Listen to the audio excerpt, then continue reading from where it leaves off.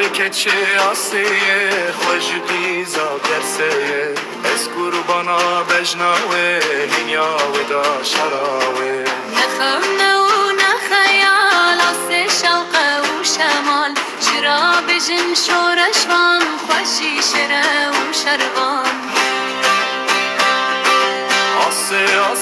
آسامه رابو کت ناف شرمه شرجی شرمه رومه بپارزه مخامه آسه مره شروانه هر تشتان جی خوشانه و شروانم ره بره سرچیای خرزانه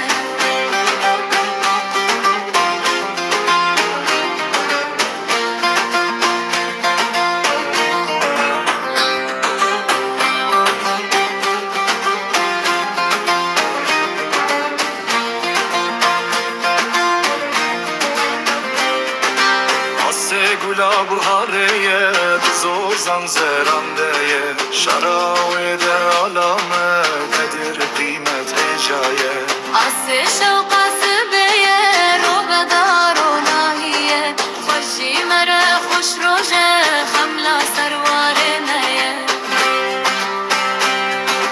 وارو ولات کردستان آسه درس نوبت من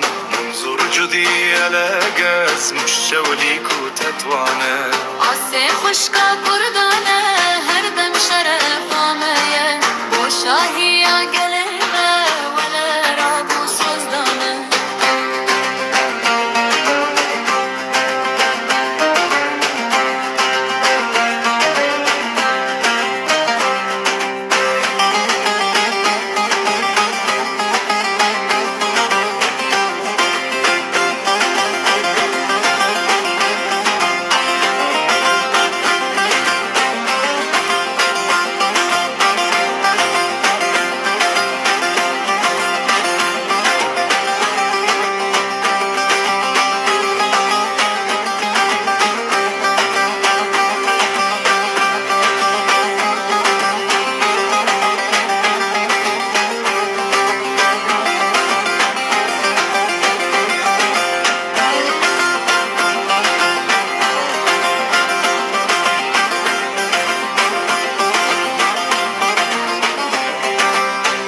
شملا رو جامه بوره بره گلمه شرا بیجن هر بیجی آسامه آسه کچا شوانه بروجانه سرپیه دلان دالا کردان کسک سورو زرلیه آسه کلام از گرده ای ورون سرهاده دنگه گل کردانه بلن بوله آمده آسه شنه جیانه آدانی آخامه قدر قیمت هجای روناهی آورمه